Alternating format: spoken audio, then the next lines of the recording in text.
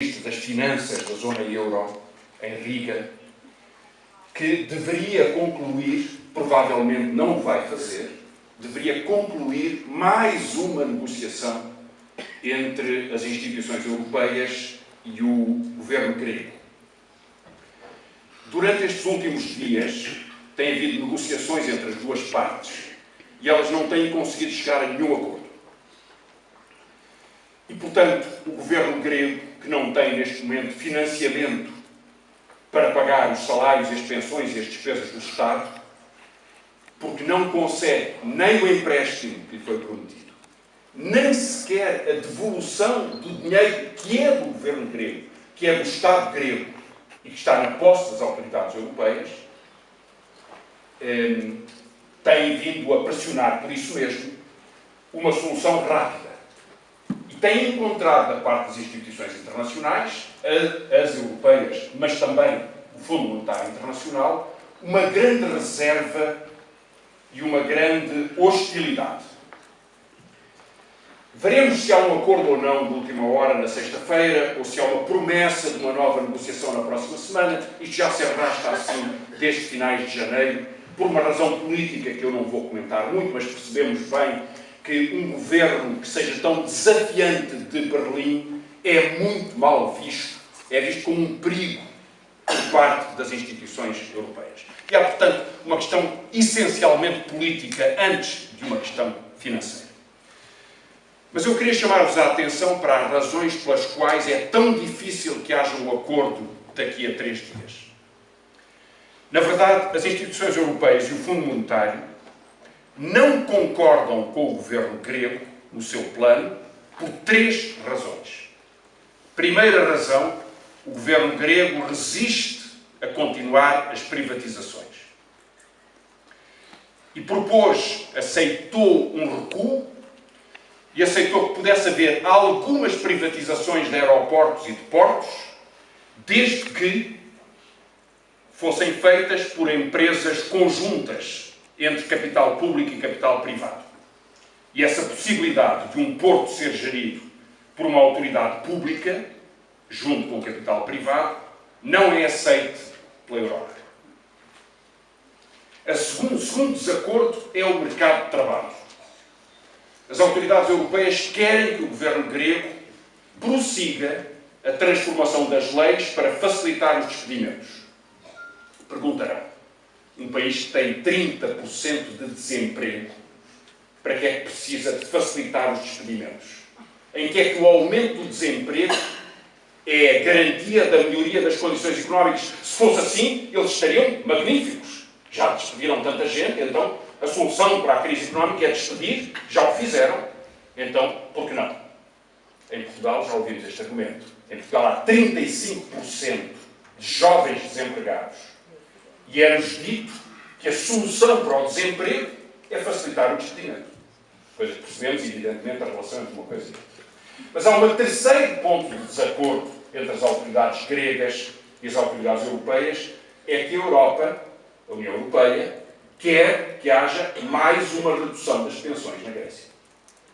E, portanto, na verdade, ao vermos este menu de medidas, privatizações, despedimentos, corte nas pensões, nós estamos a rever a história de Portugal nos últimos 3 anos, com a Troika. Estamos a rever a história da Grécia, estamos a ver o que se passa noutros países, consoante a austeridade vai sendo imposta, e estamos a perceber o roteiro das medidas que nos são propostas. E que, na verdade, têm sido impostas. Criou-se uma espécie de língua de pau, de discurso oficial, de discurso permanente, sobre como se resolvem as dificuldades. Pois privatiza-se, despede-se e corta-se as pensões. É assim. Perante esta pressão, eu queria-vos falar das soluções em Portugal. E como sei que nós vamos conversar sobre aspectos muito diferentes e discutir aspectos muito diferentes, eu vou-me concentrar mais naquilo que está a ser proposto pelo Governo e por outros também. O Partido Socialista apresentou hoje ao meio-dia uma proposta e eu queria dizer alguma coisa sobre isso. O Primeiro-Ministro declarou, curiosamente, numa reunião de partido, não tinha o casaco de Primeiro-Ministro, tinha o casaco de Presidente do PSD, que a medida que propunha para a segurança social, para o contexto das despesas sociais, a mais importante de todas era rever o que o Governo não conseguiu fazer há 3 anos atrás e, portanto, reduzir agora o que não fez então, a parte da contribuição patronal para a segurança social. Lembramos todos que o Governo engendrou uma fórmula de qual depois teve que desistir por um protesto em que, entre muitas coisas, fez nascer a APRE. A APRE nasceu da revolta contra o que estava a passar na segurança social e este foi um elemento importante, porque eles se lembraram simplesmente que a parte que os patrões deixavam de pagar para a segurança social seria paga pelos trabalhadores. Saía do bolso dos trabalhadores um mês de salário, equivalente a um mês de salário, para compensar o benefício que as empresas recebiam, mas deixavam de pagar à segurança social. E isso falhou. Dizia agora o Primeiro-Ministro, uns anos depois, 3 anos depois, que o país precisa, como do pão para a boca, não é coisa pequena, do pão para a boca, de reduzir a contribuição patronal. E não disse mais do que isso. Chamou em seu apoio um personagem do PSD, que é um personagem elegantíssimo e notável, Marco António Costa, que veio imediatamente dizer que não há nenhum problema. Não, que mal é que faz? Vai reduzir a contribuição. Portanto, a Segurança Social tem menos dinheiro, pois não era este governo que dizia que cortar na Segurança Social é porque lhe falta dinheiro, pois assim falta mais ainda. Por cada ponto percentual de redução da contribuição da TSU, perdem-se 400 milhões de euros de receita. E, portanto, por cada ponto, agrava-se o déficit do Estado e agrava-se as contas da Segurança Social em 400 milhões. Imaginem que a redução é de 4%, já vos explico porque é que dou o exemplo, 4%, quer dizer que a perda de receitas da Segurança Social, que todos os meses é usada para pagar as pensões atuais, e naturalmente para estabilizar o sistema no futuro, é de 1.600 milhões de euros. Bom, diz-nos Marco António Costa, não há nenhum problema. Porque este efeito da redução do custo das empresas é tão estimulante que produz um milagre. E o milagre é que vai haver imenso emprego novo. E esses novos trabalhadores vão descontar, pagar a sua própria parte e compensar a perda da receita.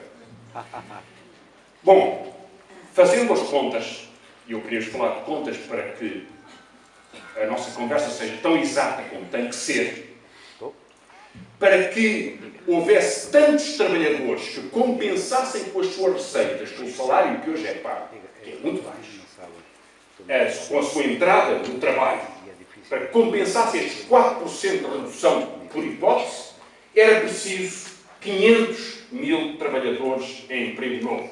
Ou seja, quase o desaparecimento do desemprego oficial, coisa que o Governo diz que nunca vai acontecer. Passos Coelho disse na semana passada uma coisa extraordinária, que é que com a nossa política, disse ele, num raro momento de confiança ou de lucidez, que com esta política o desemprego vai ficar sempre muito elevado, acima de 10%. Ou seja, como nós nunca o conhecemos ao longo da nossa história moderna. Vai ser muito elevado. Portanto, não se pode dizer simultaneamente que se vai haver uma corrida de 500 mil de trabalhadores que vão arranjar emprego de repente e, portanto, compensar a segurança social e, ao mesmo tempo, que o desemprego fica muito elevado. Não é possível. Portanto, esta solução não bate a bota com a perdigota. Claro que há outras hipóteses. Aumentar o déficit do Estado. Porque a segurança social são receitas públicas. E despesa pública depois, quando se paga às pessoas. É preciso continuar a pagar às pessoas. Se há menos receita, há mais déficit. Há uma outra hipótese que é aumentar o IVA. Bagão Félix faz hoje as contas num artigo no Público, demonstrando que era preciso subir o IVA para acima de 26%. O que, diga-se de passagem, por eu chamar a atenção, nem sequer é possível. Portanto, não se pode pagar com impostos, com esse imposto. Não se consegue compensar com o trabalho.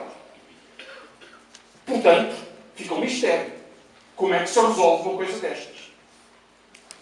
E por isso é que aparece a ideia dos tais 600 milhões de corte nas pensões. Nas atuais, nas futuras, nas pensões. O Governo encontra sempre esta solução. Corta-se as pensões para resolver o problema que, aliás, ele está a propor-se ser ele próprio a criar. Ou seja, agravar o déficit da segurança social para depois dizer, olha, há déficit, estão a ver que tem que nos tirar as pensões. Bom, mas os que aqui estão, e as que aqui estão, sabem bem que esta é a história dos últimos anos. Até dizer que há um problema na segurança social Claro que há um problema cada vez mais agravado pelo desemprego.